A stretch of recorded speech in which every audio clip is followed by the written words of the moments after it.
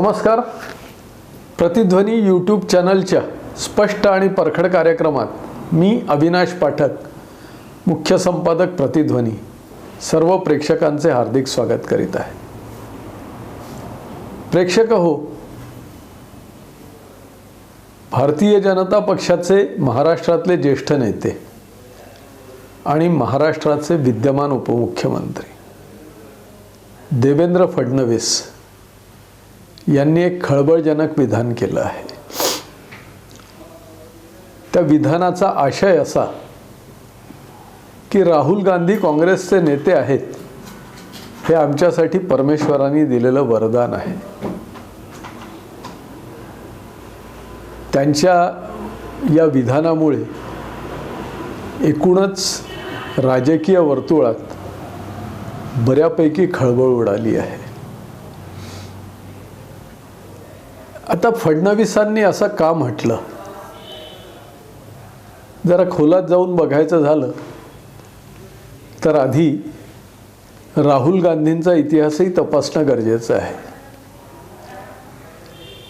राहुल गांधी हे देशाचे पहिले पंतप्रधान पंडित जवाहरलाल नेहरू यांचे पणतू, तिसऱ्या पंतप्रधान इंदिरा गांधी यांचे ते नातू आणि त्यानंतरचे पंतप्रधान राजीव गांधी यांचे ते सुपुत्र. त्यामुळे एकूणच राजकीय वातावरणात आणि राजकीय संस्कारात लहानाचे मोठे झालेले असे हे राहुल गांधी नावाचं व्यक्तिमत्व आहे. आता इंदिरा गांधी 1984 साली गेल्या, नंतर अचानक राजीव गांधी पंतप्रधान झाले. त्यावेळी राहुल गांधी हे महाविद्यालयीन विद्यार्थी होते. मला आठवतं 1985 साली त्यांनी दिल्लीतल्या एका कॉलेजमध्ये पहिल्यांदा प्रवेश घेतला होता आणि त्यांना रॅगिंग केलं जात असल्याचे फोटो दिल्लीच्या सगळ्या वर्तमानपत्रात प्रकाशित झाले होते. त्यानंतर काही ते कुठे असे कधी राजकीय वर्तुळात किंवा कोणत्याही बातम्यांमध्ये असे काही राहुल गांधी कधी सक्रिय दिसत नव्हते. 1991 मध्ये राजीव गांधी गेल्यावर त्यांच्या अंत्ययात्रेच्या दरम्यान ते टीव्हीवर दिसले होते. मग पुन्हा एक 5-7 वर्ष ते काही कुठे फारसे दिसत नव्हते. 1998 साली ते पहिल्यांदा राजकीय व्यासपीठावर नागपुरातच आले. त्यावेळी संविधान बचाव रॅली काढण्यात आली होती. तर या संविधान बचाव रॅलीमध्ये ते स्टेजवर आले.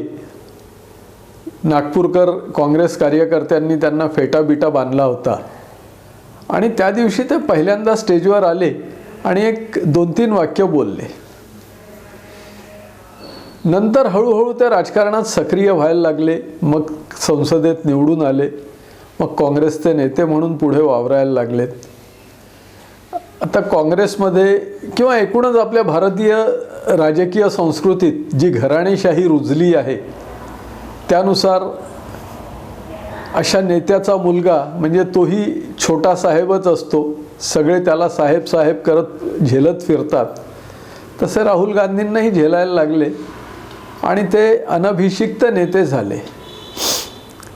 मात्र या काळात राजकीय परिपक्वता जी यायला हवी होती ती त्यांना फारशी कधी आलीच नाही. तशातच मध्ये काही वर्ष त्यांना काँग्रेसचं अध्यक्षपदही बहाल करण्यात आलं.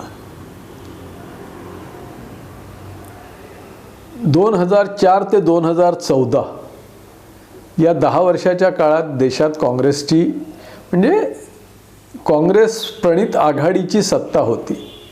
डॉक्टर मनमोहन सिंग हे देशाचे पंतप्रधान होते. मनमोहन सिंग हे ज्येष्ठ अर्थशास्त्रज्ञ, रिझर्व्ह बँकेचे गव्हर्नर राहिले होते. देशाचे अर्थमंत्री म्हणून त्यांनी काम केलं होतं. एक विद्वान माणूस म्हणून ते ओळखले जातात. त्यांच्याही समोर विधेयकाचे कागद फाडून टाकणे वगैरे असले प्रकार राहुल गांधींनी केल्याच्या बातम्या आल्या होत्या.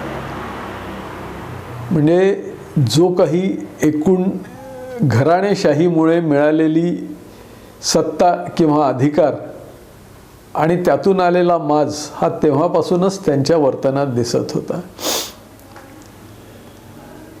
2014 मध्ये काँग्रेसचं पानिपत झालं. त्याच दरम्यान राहुल गांधी हे काँग्रेसचे अध्यक्षही झाले आणि त्यानंतर एकूणच देशभरात जे काही ते विधानं करत फिरत होते त्यामुळे त्याचा काँग्रेसला फायदा होण्याऐवजी तोटाच होत गेला. 2019च्या निवडणुकीच्या साधारणतः वर्षभर आधी नरेंद्र मोदी म्हणाले होते कुठेतरी की मी काही पंतप्रधान नाही, मी या देशाचा चौकीदार आहे. झालं, राहुल गांधींनी त्यानंतर चौकीदार चोर हैचा नारा दिला आणि सगळा देशभर ते चौकीदार चोर है असाच नारा देत फिरले. त्यांना आणि सगळ्याच काँग्रेसजनांना असं वाटलं की याचा फायदा होईल. मात्र तसा फायदा न होता त्याचा तोटाच झाला. भारतीय जनता पक्षाच्या लोकसभेच्या जागा कमी होण्याऐवजी वाढल्या. असेच अनेक विनोदी विधानं ते करत होते. साधारणतः देशावर कोणतंही संकट येतं त्यावेळी सगळेच राजकीय पक्ष मतभेद विसरून सत्ताधारी नेता जो असेल त्याच्या पाठीशी उभे राहतात. मला आठवतं 1971 मध्ये जेव्हा बांगलादेशचं युद्ध झालं तेव्हा संसदेत तत्कालीन जनसंघाचे नेते अटल बिहारी वाजपेयी आपल्या भाषणात म्हणाले होते, आता आम्ही पक्ष विसरलो आहोत, आमचा पक्ष एकच तो म्हणजे भारत देश आणि आमच्या नेत्या एकच त्या म्हणजे श्रीमती इंदिरा गांधी. हे स्पिरिट आपल्या देशात विरोधी पक्ष दाखवत आले. मात्र 2019 मध्ये झालेल्या सर्जिकल स्ट्राईक नंतर राहुल गांधी आणि त्यांच्या काँग्रेसी पिलावळींनी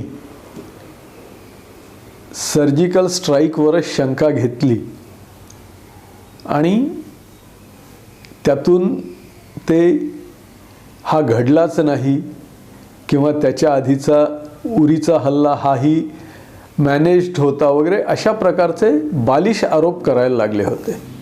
दरम्यान मग राहुल गांधींनी काँग्रेसचं अध्यक्षपद सोडलं. काँग्रेसी माफ करा, गांधी घराण्या व्यतिरिक्त व्यक्तीला काँग्रेसचं अध्यक्षपद द्यायचं असं ठरलं. त्यानुसार आता मल्लिकार्जुन खरगे अध्यक्ष आहेत. पण तरीही देशाचे नेते, काँग्रेसचे नेते म्हणून राहुल गांधी सगळीकडे फिरत असतातच. मध्यंतरी त्यांनी सनातन धर्म नष्ट करायचा आहे अशा आशयाच्या कोणीतरी केलेल्या विधानाला चक्क पाठिंबा देऊन टाकला म्हणे. त्यामुळे या देशात सनातन विचारांना मान्यता देणाराही वर्ग फार मोठा आहे. तो आपसुकच नाराज झाला. आजवर त्यांची आजी, त्यांचे वडील, त्यांचे आजोबा हे सेक्युलरिझमच्या गोष्टी करत होते आणि तेच राहुल गांधी गळ्यात जॅकेटवर जानवं घालून फिरायला लागले. त्याचा कोणताही फायदा न होता त्याचा विनोदच केला गेला. आत्ता नुकतं राहुल गांधींनी एक विधान केलं आहे की RSS वाले आणि भारतीय जनता पक्षवाले भारत माता की जय ह्याचा नारा देतात. ही भारत माता कोण? मला हा प्रश्न पडला आहे की भारत माता म्हणजे कोण. आता असा प्रश्न विचारणं, आज 50शी ओलांडलेली व्यक्ती आहे ही, त्यांनी असा प्रश्न विचारणं, याला बालिशपणा म्हणणार, मूर्खपणा म्हणणार की अजून काय म्हणणार? याचं उत्तर आपणच शोधायचं आहे प्रेक्षक हो. पलीकडल्या वर्षी त्यांनी भारत जोडो यात्रा काढली. त्या भारत जोडो यात्रेत तर त्यांनी अशा अनेक माकड चेष्टा केल्या. महाराष्ट्रात येऊन त्यांनी स्वातंत्र्यवीर सावरकरांबद्दल जे काही वक्तव्य केलं त्याच्यामुळे इथले काँग्रेसजनच परेशान झालेत की हा माणूस इथे कशाला आला आणि कशाला बोलला. असे अनेक विनोदी प्रकार ते करता आहेत. म्हणूनच देवेंद्र फडणवीसांनी म्हटलंय की हे ईश्वरी वरदान आहे आमच्याकरता. अर्थात हे म्हणणारे देवेंद्र फडणवीस हे काही पहिलेच व्यक्ती नाही आहेत. यापूर्वी अनेक विश्लेषकांनी आपल्या लेखांमध्ये किंवा व्हिडिओमध्ये ही कॉमेंट केलेली आहे की राहुल गांधी हेच भाजपचे खरे प्रचारक आहेत. राहुल गांधी बोलतात, त्यांना वाटते की याचा फायदा काँग्रेसला मिळेल, काँग्रेसजनांनाही वाटते की आपल्याला फायदा मिळेल, पण तो फायदा मात्र भाजपला मिळतो. नवे भाजपवाले बरोबर तो आपल्याकडे वळवून घेतात. आणि आता देवेंद्र फडणवीसांनी थेट म्हटलं आहे की आमच्यासाठी ते एक ईश्वरी वरदान आहे, त्यामुळे तेच काँग्रेसचे प्रमुख नेते असावे, अध्यक्ष असावे. तर फडणवीसांनी हे म्हटलं याचा विचार एकूणच सर्व काँग्रेसजनांनी करायचा आहे. नेहरू काँग्रेसचे अनभिषिक्त नेते होते, मात्र ज्याला पॉलिटिकल मॅच्युरिटी म्हणता येईल, राजकीय परिपक्वता म्हणता येईल, ती त्यांच्या ठायी भरलेली होती. तोच प्रकार इंदिरा गांधींमध्येही होता. राजीव गांधी हे सुद्धा एक संतुलित व्यक्तिमत्व होतं. ते आपल्या आजोबांइतके किंवा आई इतके कदाचित राजकीयदृष्ट्या परिपक्व नसतीलही, कदाचित त्यांना जर जास्त काळ मिळाला असता तर तेही परिपक्व झाले असते, पण त्यांनी कुठेही असा बॅलन्स सोडला नाही. तोल त्यांचा सुटत नव्हता. मात्र राहुल गांधी हे कायम तोल सोडून बोलत असतात आणि त्याचाच फायदा त्यांना किंवा त्यांच्या पक्षाला होण्यापेक्षा भारतीय जनता पक्ष हा त्यांचा जो प्रमुख विरोधक आहे त्या पक्षाला होतो. अर्थात हे त्यांना कळत नाही म्हणावं की काय हे मी सांगू शकत नाही. काँग्रेसजनांनाही हे कळते की नाही हे काँग्रेसजनच जाणवत. कदाचित कळत असावं पण बोलता येत नसावं, त्यांच्याकरता ते अवघड जागतं दुखणं आहे. त्यामुळेच काँग्रेस ही कायम माघारत चालली आहे. नुकताच 3 राज्यांमध्ये काँग्रेसला जो काही फटका बसला